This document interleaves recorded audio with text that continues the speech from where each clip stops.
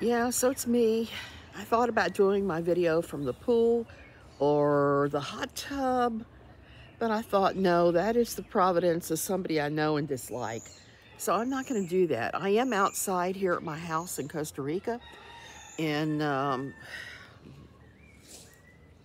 lovely environments of one of the 10 trillion little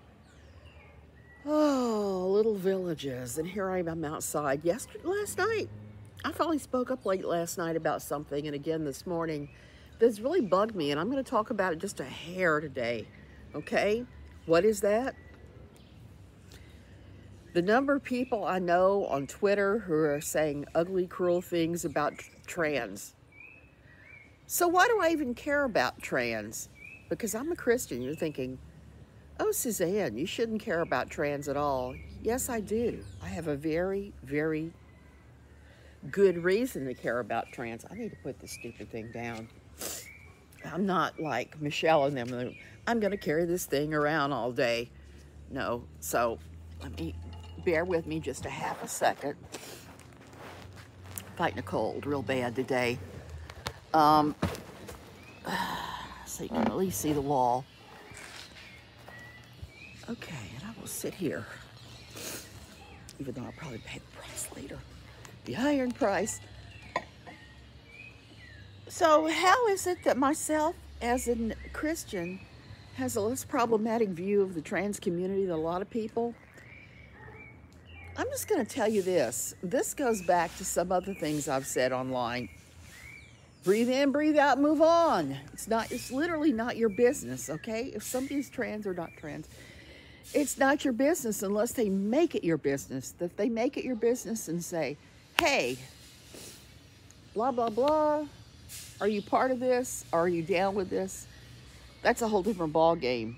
But when you insert yourself in this nonsense, you make yourself really petty and small, and you show people who have sort of a relationship with it that you're not to be trusted, at least on those things. And I've noticed there is a tendency towards older men, I'm going to say it, older men to say and do these things. I'm trying to get more comfortable here. So, what's the deal? The deal is that if you are a man of a certain age, or even a woman of a certain age, this is not an uncommon stance to hold. This seems to be the thing that the entire conservative platform is built upon, is one of the things, one of the planks, one of the big planks. And lately the whole trans thing has exploded because there's been a transgender person by the name of Dylan, the last name is Irish, starts with M, who has kind of pushed himself up as a spokesperson. I don't think so.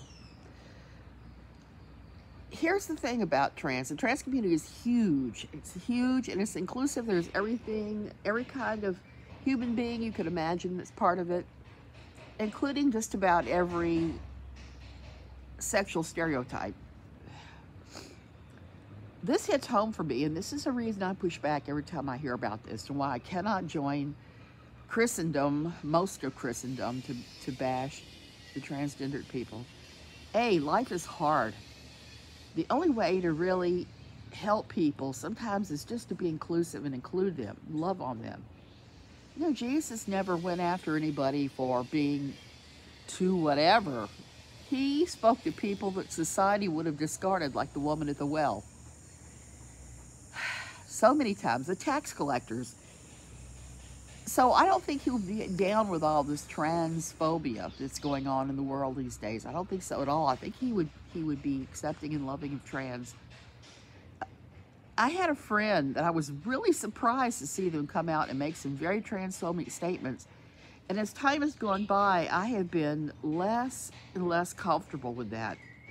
I have a trans nephew, somebody I have known his entire life, that is a great person.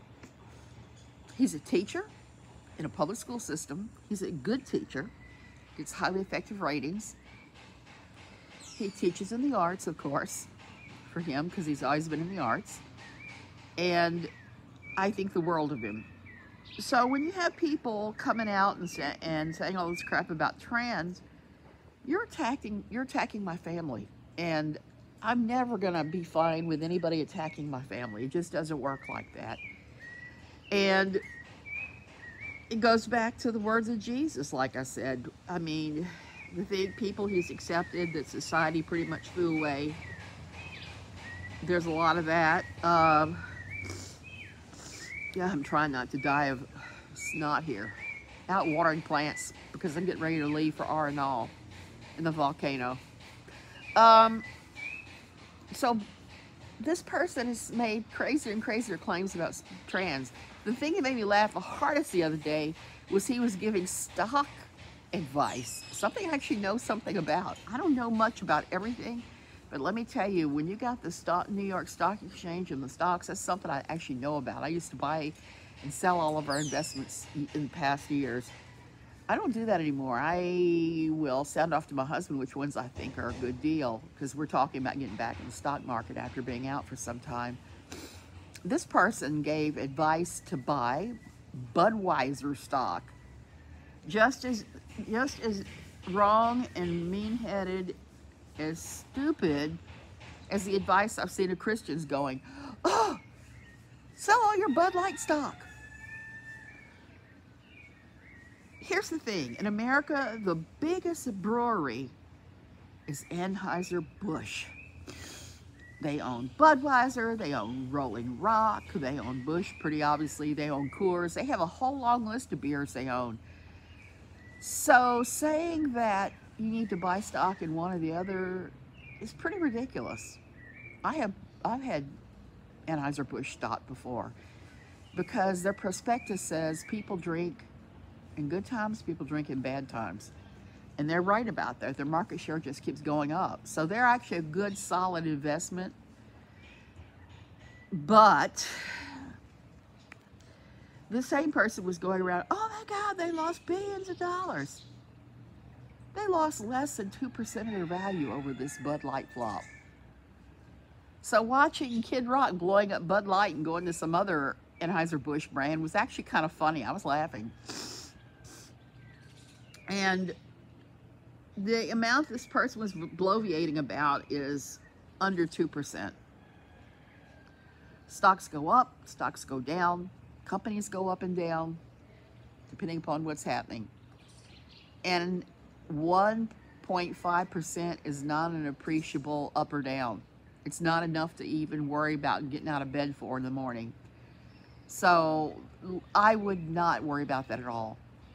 And I don't think they're having that much of an effect. Now, if this went on for months and months and months and the stock went down 50% or so, I'd be more apt to say that it was serious. But this, nah.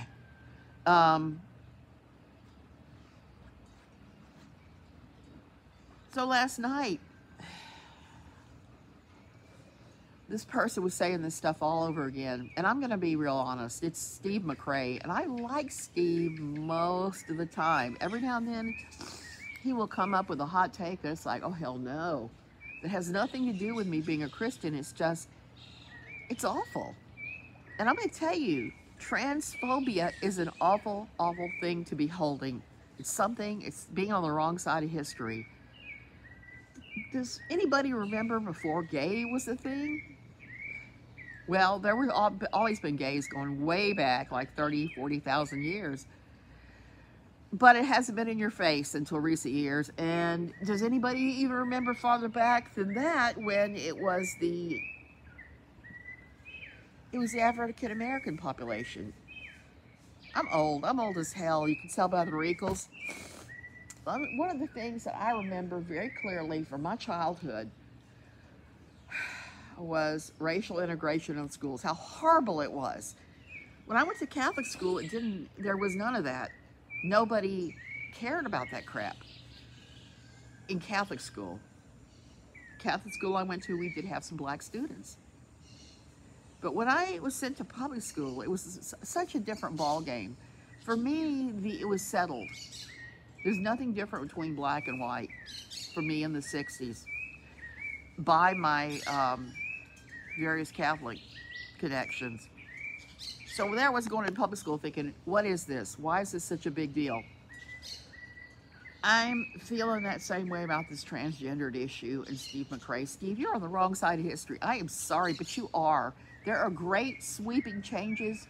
And one of the things that I am against, I'm not woke. I guess I am woke. I'm awake. I'm fully awake and looking at the nuances of all this crap. I tell you what I am against. I'm against isms. I'm against somebody saying anything that's racist, sexist, homophobic. I'm against all of that. We need to start treating our fellow human beings with some kindness and some compassion, and leave the judging to God. I mean, if you look at your Bible, that's what it says you're supposed to do anyway. Might as well. Okay, you guys, I just had to rant about this. And Steve, I still consider you a friend. I just think you're on the very wrong side of history about this, and you're about to get piled on, I have a feeling. Please look again at your, and see if you can, because if you're on the wrong, if you're on the, not wrong side, if you're on the same side as fundamentalist pastors and church members, guess what? You're probably on the wrong side. But what do I know? I'm just one woman. Love you guys. On my way to Arnold, so I'll see you guys when I get back. I may do some videos from there. I love that place.